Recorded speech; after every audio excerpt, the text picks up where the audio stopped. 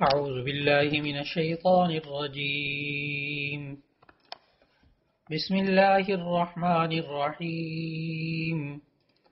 واعلموا أنما غنمتم من شيء فأن لله خمسه وللرسول ولذي القربى واليتامى والمساكين. صدق الله العظيم. آج قرآن مجید کے مضامین کے خلاصے کے سلسلے میں 10ویں پارے کے مضامین کا خلاصہ بیان کیا جا رہا ہے۔ گزشتہ درس میں پارہ نمبر 9 کے چوتھے پاؤ سے آخری پاؤ سے سورہ انفال کا آغاز ہوا تھا۔ اس میں ہم نے یہ بات سمجھی تھی کہ انفال یہ نفل کی جمع ہے اور نفل مال غنیمت کو کہتے ہیں۔ چونکہ اس صورت کے اندر مال غنیمت کا ذکر کیا گیا، اس لیے اس کے احکام بیان کیے گئے، اس لیے اس کو سورہ انفال کہتے ہیں۔ چنانچہ 10واں پارہ جب شروع ہو رہا ہے تو اس کے بالکل آغاز میں اللہ تعالیٰ نے مال غنیمت کے احکامات ذکر فرمائے اور یہ بتایا کہ مال غنیمت کے کل 5 حصے کر لیے جائیں اور جو غنیمت کا جو 5واں حصہ ہے اس میں 5 افراد شریک ہوں گے۔ مال غنیمت کے کل 5 حصے کر لیے جائیں، جس میں سے ایک حصہ یعنی 5واں حصہ وہ رسول اکرم صلی اللہ علیہ وسلم کے لیے ہے، اور نمبر 2 آپ کے رشتہ داروں کے لیے ہے، نمبر 3 یتیموں کے لیے ہے، نمبر 4 مسکینوں کے لیے ہے، اور نمبر 5 مسافروں کے لیے ہے۔ اور جو باقی 4 حصے ہیں مال غنیمت کے وہ مجاہدین میں تقسیم کیے جائیں گے۔ مال غنیمت کی تقسیم کا حکم اللہ تعالیٰ نے بتایا اور اس کے ساتھ ہی 10ویں پارے میں غزوہ بدر کی تفصیلات اللہ تعالیٰ نے بیان فرمائی۔ قرآن مجید کوئی تاریخ کی کتاب نہیں ہے، اس لیے جب ہم قرآن مجید کا مطالعہ کرتے ہیں، تلاوت کرتے ہیں تو ہمیں معلوم ہوتا ہے کہ وہاں یہ تمام جتنے بھی تاریخی واقعات ہیں یہ ترتیب سے نہیں بیان کیے گئے، اسی طرح مکمل بھی نہیں بیان کیے گئے، اس کی جزیات بھی نہیں بتائی گئیں، بلکہ اللہ تعالیٰ نے ہمیں تمام واقعات کے لیے ایک اصول سمجھایا کہ اس تمام ان فی ذلک لعبرہ کہ ان سب کے اندر عبرت ہے۔ تو جو انسان کے لیے مفید باتیں ہوتی ہیں، سبق ہوتے ہیں، ان کو ان کے پیش نظر اللہ تعالیٰ اتنی تفصیل بیان فرما دیتا ہے۔ اس میں ترتیب بھی نہیں ہوتی، مکمل واقعہ بھی نہیں ہوتا۔ اس لیے غزوہ بدر کے جو حالات اس میں بیان کیے گئے اس میں اللہ تعالیٰ نے آیت 42 میں سورہ انفال کی آیت 42 میں فرمایا، اس وقت کو یاد کرو جب تم قریب کے ناکے پر تھے اور وہ دشمن دور کے ناکے پر تھے اور قافلہ تم سے نیچے اتر گیا تھا۔ دراصل یہاں یہ ہوا کہ جب دونوں لشکر آمنے سامنے ہوئے تو ایسی صورت میں کفار نے مسلمانوں کی تعداد کو بہت کم سمجھا اور مسلمانوں کو کفار بہت کم دکھائی دیے۔ یہ اللہ کا نظام، یہ ایسا اس لیے اللہ تعالیٰ نے طے فرما دیا تھا کہ دراصل اللہ کے ہاں جنگ کا ہونا طے ہو چکا تھا اور کوئی راہ فرار اختیار نہیں کر رہا تھا۔ یہ اللہ تعالیٰ نے ایسے حالات بنا دیے۔ پھر اس کے بعد آیت نمبر 46 کے اندر اللہ تعالیٰ نے کامیابی کے اور اللہ کی مدد اور نصرت حاصل ہونے کے لیے 4 چیزوں کا ذکر فرمایا، جس سے ہمیں زندگی میں بھی سبق ملتا ہے کہ ہم اگر چاہیں کہ آج اللہ کی مدد ہمارے ساتھ آ جائے تو ایسی صورت میں ہمیں کیا کرنا ہوگا۔ تو اللہ تعالیٰ نے سورہ انفال کی آیت 46 میں 4 اصول بتائے۔ نمبر 1 ثابت قدمی، کہ انسان حالات میں میدان جنگ میں ثابت قدم رہے تو اللہ تعالیٰ کی مدد اس نصرت وہاں ضرور آتی ہے۔ نمبر 2 اللہ تعالیٰ کا ذکر کثرت سے کرنا، اللہ تعالیٰ کا ذکر کثرت سے کرنا۔ نمبر 3 آپس میں اختلاف اور لڑائی جھگڑے سے بچ کر رہنا۔ آپس میں اختلاف اور لڑائی جھگڑا یہ انسان کو کمزور کر دیتا ہے، اللہ کی نصرت اور مدد سے انسان کو دور کر دیتا ہے۔ پھر اسی آیت میں اللہ تعالیٰ نے 4تھا اصول یہ بتایا کہ ناموافق حالات میں صبر کرنا۔ دشمن سے مقابلہ ہوا، حالات ایسے آئے ناموافق حالات تھے تو ان پر صبر کرنا، اور پھر ساتھ ساتھ ان آیات میں یہ سمجھایا کہ کامیابی کے یہ اصول اپنانے کے ساتھ ساتھ دیکھو تو مشرکین کی طرح فخر، غرور اور ریاکاری اور دکھاوے میں مت مبتلا ہونا۔ پھر اس کے بعد اللہ تعالیٰ نے آیت نمبر 48 سے آیت نمبر 51 تک ہمیں یہ بتایا کہ جو مشرک لوگ تھے اس وقت ان کے ذہنوں کے اندر جو باتیں تھیں وہ اپنے آپ کو اور اپنے کاموں کو ہی اچھا سمجھتے تھے، تو اور مسلمان ان کے مدد کے لیے اللہ تعالیٰ نے فرشتے اتارے۔ چنانچہ ایک بات تو اللہ تعالیٰ نے آیت نمبر 48 سے آیت نمبر 51 تک یہ بات بتائی کہ غزوہ بدر میں شیطان مشرکین کے سامنے ان کے اعمال کو ہی آراستہ کر کے پیش کرتا رہا، تم ایسے، ہم ایسے، ہمارے پاس یہ، ہمارے پاس وہ، ہم یہ ایسے، ہم نے یوں کر دیا۔ تو انسان جو ہے وہ اللہ پر نظر رکھنے کے بجائے اور اپنے مال پر اور اپنے اعمال پر نظر کرنا شروع کر دے، یہ شیطان کی طرف سے ہوتا ہے۔ پھر اللہ تعالیٰ نے فرمایا دوسری طرف مسلمانوں کی مدد کے لیے غزوہ بدر میں آسمان سے فرشتے نازل ہوئے جو کافروں کے چہروں اور ان کی پشتوں پر بڑے زوردار ضربیں لگاتے تھے۔ اور ایک بات یہ سمجھائی اللہ تعالیٰ نے کہ ہمیں جب انسان زندگی گزارتا ہے تو اسی صورت میں اللہ کے احکامات پر عمل کرتا ہے، اللہ اس کی مدد کے لیے فرشتے آج بھی نازل کر سکتا ہے اور نازل کرتا ہے لوگوں کی مدد کے لیے۔ پھر اللہ تعالیٰ نے اگلی آیات میں ذکر فرمایا کہ قریش پر غزوہ بدر میں جو آفت نازل ہوئی اور وہ ذلیل ہوئے، اس کی وجہ یہ تھی کہ جب کوئی قوم شکر کے بجائے ناشکری اور اطاعت کے بجائے گناہ شروع کر دیتی ہے تو اللہ تعالیٰ بھی اپنا معاملہ بدل لیتا ہے اور اس کو نعمتیں عطا کرنے کی جگہ نعمتوں سے محروم کرنا شروع کر دیتا ہے، اور راحت کی جگہ مصیبت میں اللہ مبتلا کر دیتا ہے۔ پھر اس کے بعد کی آیات میں غزوہ بدر کے حوالے سے سمجھایا کہ وہ مسلمانوں کو چاہیے کہ دشمن سے مقابلے کے لیے مادی اور عسکری، فوجی اور روحانی تینوں اعتبار سے تیاری مکمل رکھیں۔ ظاہر ہے غزوہ بدر میں مادی تیاری مکمل نہیں تھی، یہ تو اللہ تعالیٰ کی خاص مدد کا تھا نتیجہ کہ اللہ تعالیٰ نے مسلمانوں کو فتح عطا فرمائی، اور یہ سمجھایا کہ اپنی مادی تیاری کے اوپر نظر نہ رکھنا۔ اور پھر اس کے بعد اللہ تعالیٰ نے سمجھایا آیت نمبر 60 کے اندر کہ جہاں تک ہو سکے وَأَعِدُّوا لَهُم مَّا اسْتَطَعْتُم مِّن قُوَّةٍ، جہاں تک ہو سکے تم ان سے مقابلے کے لیے تیاری رکھو، قوت بھی حاصل کرو، اور گھوڑوں کو پالنا کہ اس کے ذریعے تمہارا رعب پیدا ہو جائے اللہ کے دشمنوں پر، تمہارے دشمنوں پر۔ معلوم ہوا مقصد جو ہے وہ کہ انسان مادی قوت حاصل کرے اور اپنی اور طرح سے قوتیں جو بھی اس دور کی ہوں وہ حاصل کرے، لیکن پھر ان قوتوں پر نظر نہ ہو، پھر نظر اللہ پر ہو۔ یہ روحانی اور ایمانی قوت انسان کے لیے بہت ضروری ہے۔ اللہ تعالیٰ نے اس کے بعد کی آیات میں سمجھایا کہ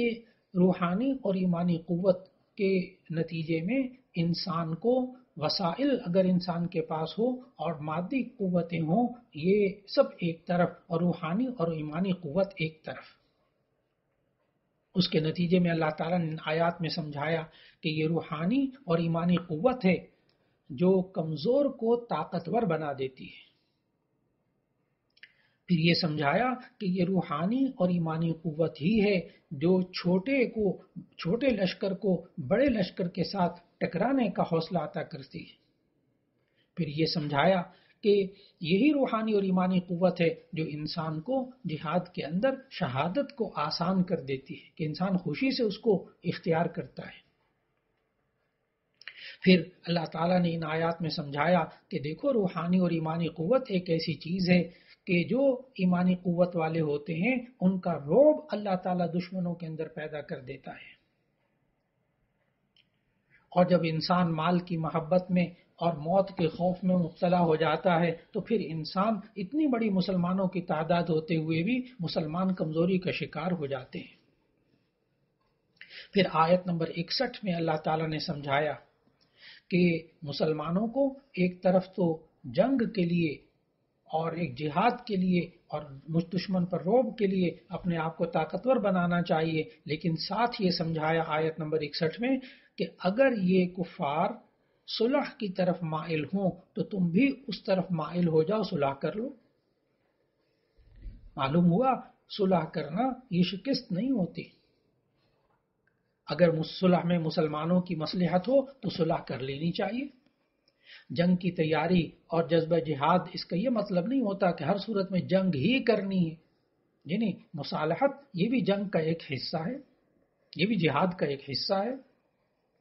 خود نبی کریم صلی اللہ علیہ وسلم نے بہت بڑے بڑے مواقع پہ صلح کا راستہ اختیار کیا۔ پھر اس کے بعد بدر کے اندر یہ واقعات جو پیش آئے کہ جنگ بدر میں 70 مشرکین گرفتار ہوئے۔ نبی صلی اللہ علیہ وسلم نے اپنی عادت مبارکہ کے موافق صحابہ سے مشورہ کیا کہ اب ان کا کیا کیا جائے۔ حضرت عمر رضی اللہ تعالیٰ عنہ اور دوسرے کئی صحابہ کی رائے یہ تھی کہ ان مشرکین کو جو 70 پکڑے گئے ہیں ان کو قتل کر دیا جائے۔ حضرت ابو بکر صدیق رضی اللہ تعالیٰ عنہ اور دوسرے صحابہ نے مشورہ دیا کہ انہیں فدیہ لے کر آزاد کر دیا جائے۔ نبی صلی اللہ علیہ وسلم کو یہ بات پسند آئی اور اسی رائے کو پسند فرمایا اور ان قیدیوں کو رہا کر دیا۔ اس پر یہ آیت نمبر 68 میں اللہ تعالیٰ نے اس معاملے کے بارے میں فرمایا۔ نبی صلی اللہ علیہ وسلم کے اوپر یہ آیت جب نازل ہوئی تو اللہ تعالیٰ نے اس معاملے کی ناپسندیدگی ظاہر کی کہ اگر فرمایا اللہ تعالیٰ نے آیت نمبر 68 میں اگر اللہ کا حکم پہلے نہ آ چکا ہوتا تو جو فدیہ تم نے لے لیا ہے اس کے بدلے تم پر بڑا عذاب نازل ہوتا۔ لیکن اللہ تعالیٰ نے نبی صلی اللہ علیہ وسلم کو جو بات سکھائی یہاں وہ یہ کہ اللہ تعالیٰ نے باوجود ناپسندیدگی کے اس کے باوجود اللہ تعالیٰ نے مسلمانوں کو اس فدیے کی کھانے کی اجازت بھی دے دی اور اسے حلال اور پاکیزہ بھی قرار دے دیا۔ جو مشرکین سے فدیہ لیا گیا تھا وہ اللہ تعالیٰ نے اس کی اجازت بھی دے دی۔ پھر اس کے بعد اللہ تعالیٰ نے سورہ انفال کے بالکل آخر میں اللہ تعالیٰ نے فرمایا کہ اللہ کن لوگوں سے راضی ہوتا ہے، کہ اللہ ان لوگوں سے راضی ہوتا ہے جو اللہ کے لیے ہجرت کرتے ہیں اور اللہ کے لیے جہاد کرتے ہیں، اور اللہ ان لوگوں سے راضی ہوتا ہے جو کہ یہ ایک دوسرے کو ٹھکانہ فراہم کرتے ہیں، اور تیسرا یہ کہ ایک دوسرے کی مدد کرتے ہیں۔ چنانچہ سورہ انفال کی ابتدا جہاد اور مال غنیمت کے ذکر سے ہوئی اور اس سورت کا اختتام جو ہے وہ اللہ کی مدد اور ہجرت کے ذکر پر ہوئی۔ پھر اس کے بعد 10ویں پارے میں سورہ توبہ کا آغاز ہوتا ہے۔ سورہ توبہ یہ قرآن مجید کی ترتیب توقیفی کے اعتبار سے سورت نمبر 9 ہے، اور یہ ترتیب نزولی کے اعتبار سے سورت نمبر 113 ہے۔ جب آپ کے ذہن میں یہ بات آئے کہ یہ سورت نمبر 113 ہے تو فوراً آپ کے ذہن میں یہ بات بھی آئے گی کہ کل قرآن مجید کی صورتیں 114 ہیں، اور سورت نمبر 114 جو ہے وہ سورہ نصر ہے، اذا جاء نصر اللہ والفتح۔ نازل ہونے کے اعتبار سے وہ آخری سورت ہے، لیکن اس کے اندر تو احکامات نہیں ہیں، لیکن سورہ توبہ کے اندر خوب احکامات ہیں۔ اس لیے احکام کے اعتبار سے اگر آخری سورت دیکھی جائے تو وہ سورہ توبہ ہے، کیونکہ اس کے بعد بس صرف سورہ نصر اذا جاء نصر اللہ والفتح نازل ہوئی ہے، بس مختصر سی سورت۔ اس لیے سورہ توبہ بڑی اہمیت کے حامل ہے، اس میں بڑے اہم مضامین اور اہم احکامات آئے۔ اس سورہ توبہ کو یہ مدنی سورت ہے، ہجرت کے بعد نازل ہوئی اور بالکل آخری صورتیں جو نازل ہوئی ان میں سے ایک سورت ہے۔ سورہ توبہ کے اندر کل 129 آیات ہیں اور 16 رکوع ہیں۔ اس سورت کو سورہ توبہ اس لیے کہتے ہیں کہ اللہ تعالیٰ نے سورہ توبہ کی آیت نمبر 104 میں اس نام کا ذکر کیا، توبہ کا ذکر کیا۔ الم یعلموا ان اللہ هو یقبل التوبۃ عن عبادہ، اس لیے اس کو سورہ توبہ کہتے ہیں، اس میں توبہ کا ذکر ہے۔ اور اس سورت کو سورۃ البراءت بھی کہتے ہیں۔ سورۃ البراءت، براءت کا معنی بری ہونا، بیزار ہونا، کیونکہ اس سورت کے شروع میں پہلا ہی لفظ براءۃ من اللہ و رسولہ. تو اس صورت کا دوسرا نام سورہ براءت اس لیے رکھا گیا کہ اس صورت میں اللہ تعالیٰ نے عہد و پیمان سے بیزاری اور اسے توڑنے کا حکم دیا کہ مشرکین کے ساتھ جو معاہدات تھے ان سے بیزاری کا اعلان کر دیجیے. اس لیے اس کا نام سورہ براءت رکھا گیا. اور یہ براءت کا نام جو ہے یہ بالکل پہلے لفظ پہلی آیت میں آ رہا ہے. اس کو سورۃ الفاضحہ بھی کہتے ہیں. اگرچہ یہ لفظ فاضحہ یا اس لفظ کا مادہ یہ اس صورت کے اندر نہیں آیا اس کا، لیکن مضمون چونکہ اس میں اللہ تعالیٰ نے منافقین کو رسوا کیا. فاضحہ کا معنی ہوتا ہے رسوا کرنے والے، کہ اس صورت کے نازل ہونے کے بعد جو منافقین تھے وہ رسوا ہو گئے. سورہ توبہ کا جو آغاز ہوتا ہے تو اس کے شروع میں آپ نے دیکھا کہ بسم اللہ نہیں لکھی جاتی. اس کی مفسرین نے مختلف حکمتیں بتائی ہیں، مختلف توجیحات بتائی ہیں، لیکن اصل بات بیچ میں یہ ہے کہ کیوں نہیں لکھی جاتی اس کے شروع میں بسم اللہ. اس لیے کہ حضرت عبداللہ ابن عباس رضی اللہ تعالیٰ عنہ نے فرمایا کہ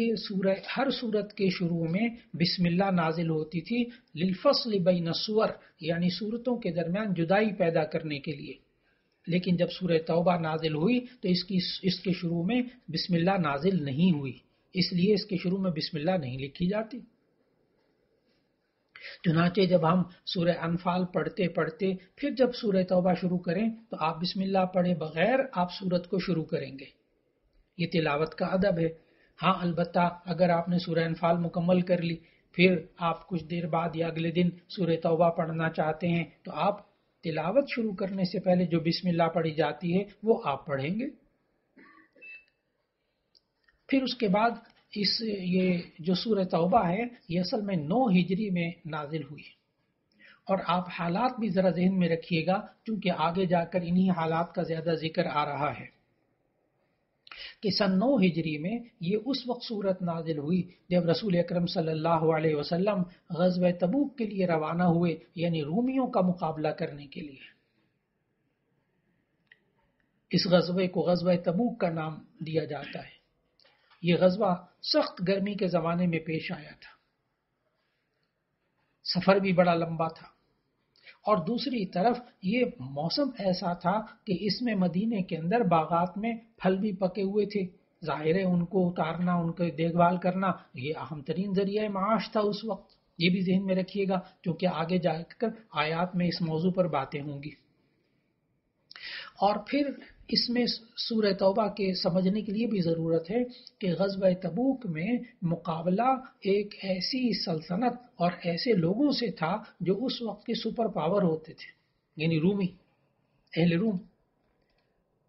اور یہ حقیقت ہے کہ یہ غزوہ تبوک یہ ایمان والوں کے لیے بہت بڑا امتحان تھا.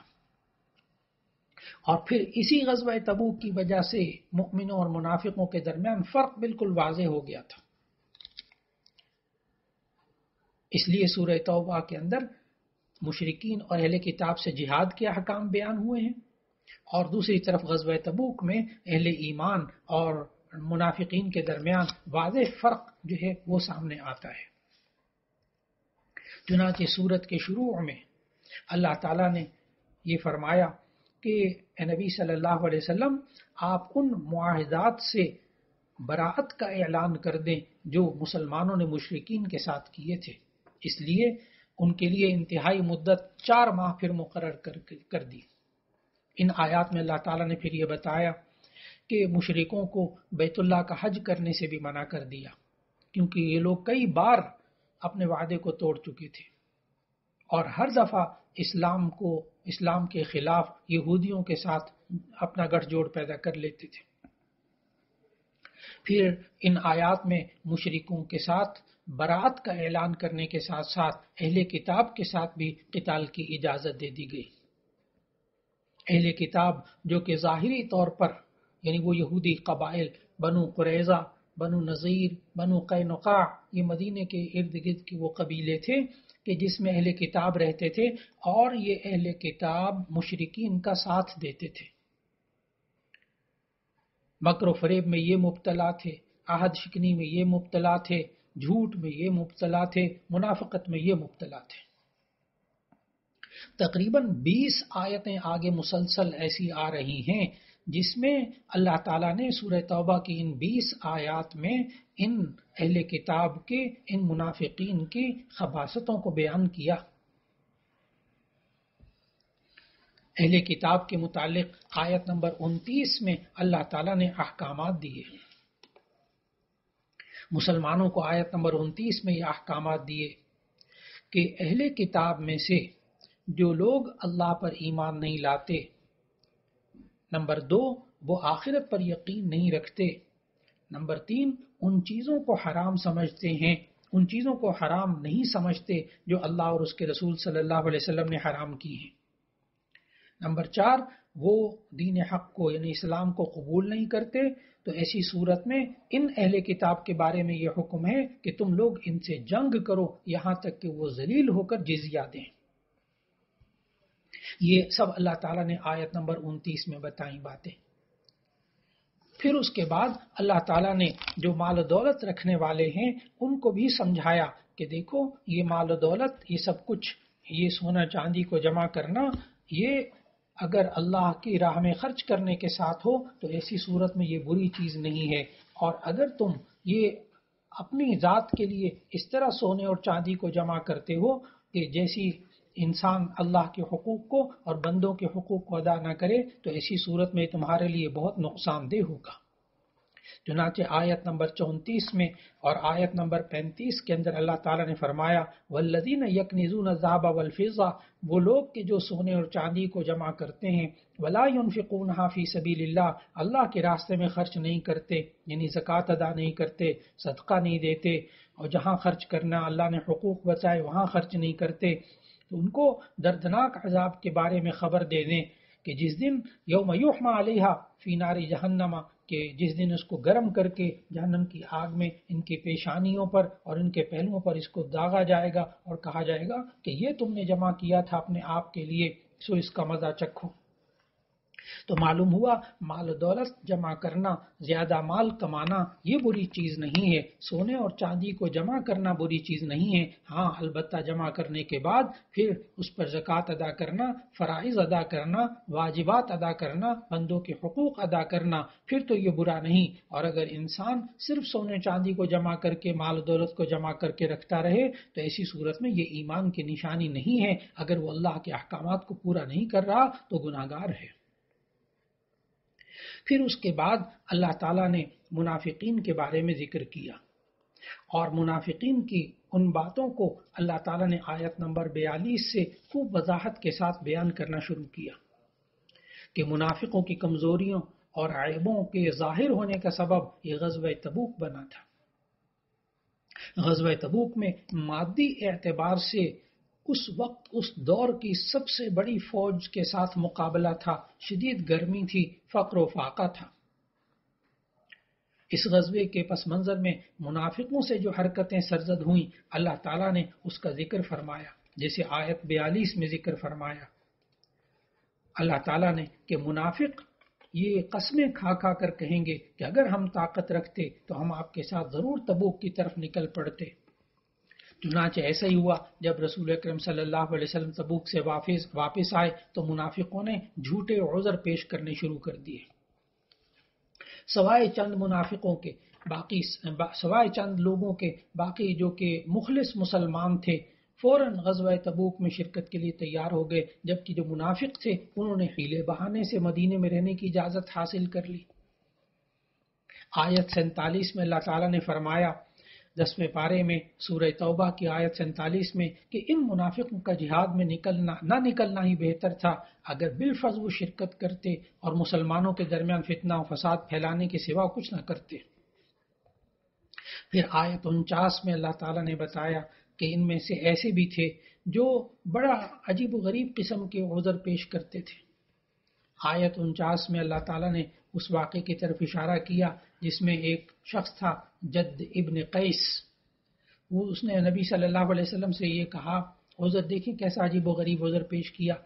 کہ یا رسول اللہ صلی اللہ علیہ وسلم میں دل کا بڑا کمزور ہوں، جبکہ رومیوں کی عورتیں یہ خوبصورت اور گورے رنگ کی ہوتی ہیں، اگر میں جہاد میں جاؤں گا تو انہیں دیکھ کر فتنے میں مبتلا ہو جاؤں گا۔ اللہ تعالیٰ نے آیت نمبر 49 میں اس عذر کا بھی ذکر کیا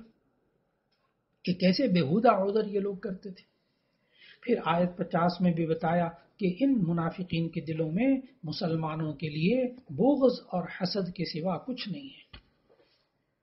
پھر اس کے بعد آیت نمبر 56 میں فرمایا کہ اگر مسلمانوں کو فتح حاصل ہو یا مال غنیمت ہاتھ میں آ جائے تو یہ منافق پریشان ہو جاتے ہیں۔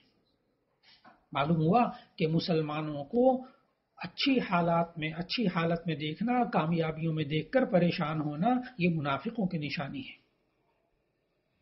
چنانچہ اللہ تعالیٰ نے سمجھایا کہ جو منافق ہوتے ہیں اگر مسلمانوں کو فتح حاصل ہو جائے یا مال غنیمت ہاتھ آ جائے تو یہ پریشان ہو جاتے ہیں، اور اگر یہ مسلمان کسی حادثے یا مصیبت میں پڑ جائیں تو یہ بہت خوش ہوتے ہیں۔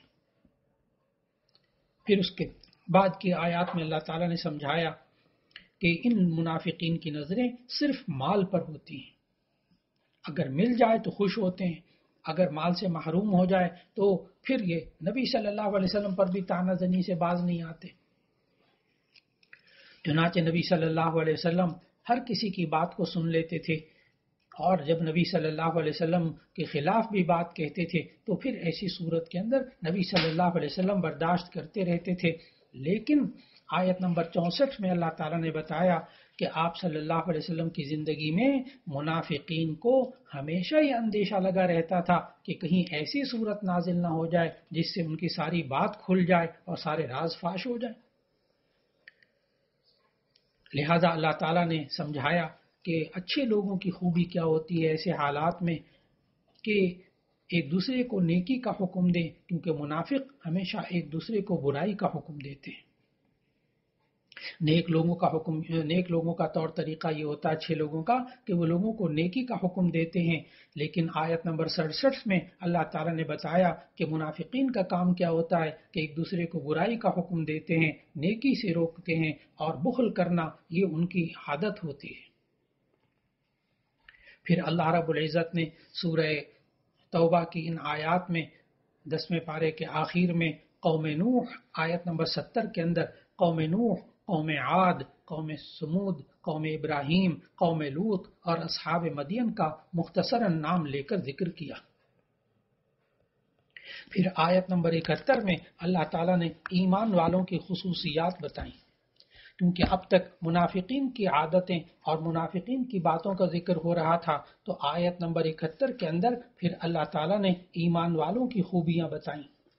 کہ جو ایمان والے ہوتے ہیں والمؤمنون والمؤمنات بعضهم اولیاء بعض یأمرون بالمعروف وینہون عن المنکر ویقیمون الصلاة ویؤتون الزکاة ویطیعون اللہ ورسولہ۔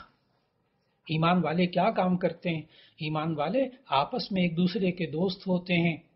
اور نیکی کا حکم دیتے ہیں، برائی سے روکتے ہیں، اور نماز قائم کرتے ہیں، اور زکوٰۃ ادا کرتے ہیں، اور اللہ اور اس کے رسول صلی اللہ علیہ وسلم کی اطاعت کرتے ہیں۔ تو واضح ہو گیا کہ ایمان والوں کی عادتیں کیا ہوتی ہیں اور منافقین کی عادتیں کیا ہوتی ہیں۔ پھر اس کے بعد 10ویں پارے کے آخر میں منافقوں کا پھر اللہ تعالیٰ نے ذکر کر کے کہا کہ اے میرے پیغمبر صلی اللہ علیہ وسلم، اگر آپ ان کے لیے 70 بار بھی استغفار کریں گے تو اللہ ان کی ہرگز مغفرت نہیں کرے گا۔ اور پھر آیت نمبر 84 میں یہ سمجھایا نبی صلی اللہ علیہ وسلم کو کہ اگر ان منافقین میں سے کسی کا انتقال ہو جائے تو آپ اس کی نماز جنازہ ادا نہیں فرمائیں گے، آپ نے ان کی نماز جنازہ نہیں پڑھنی منافق کی۔ اور پھر 10ویں پارے کے آخر میں آیت نمبر 91 میں اللہ تعالیٰ نے مخلصین مسلمانوں کا ذکر کیا کہ ایسے بھی مسلمان تھے کہ جو اس غزوہ تبوک کے موقع پر پیچھے رہ گئے تھے، لیکن بڑھاپے کی وجہ سے، شدید بیماری کی وجہ سے، تو ایسے افراد جو کہ بڑھاپے بیماری کی وجہ سے جہاد میں شریک نہیں ہو سکے، تو اللہ تعالیٰ اور اس کے الفاظ اللہ تعالیٰ نے نقل کیے کہ یہ لوگ جہاد میں شرکت نہ کرنے کی وجہ سے ان کی آنکھوں سے آنسو جاری ہو گئے، یہ سچے مسلمان ہیں، ان مخلصین پر کوئی گناہ نہیں ہے اگر یہ اپنے بڑھاپے اور شدید بیماری کی وجہ سے یا سامان جہاد نہ ہونے کی وجہ سے جہاد میں شرکت نہیں کر سکے۔ اللہ رب العزت ہم سب کو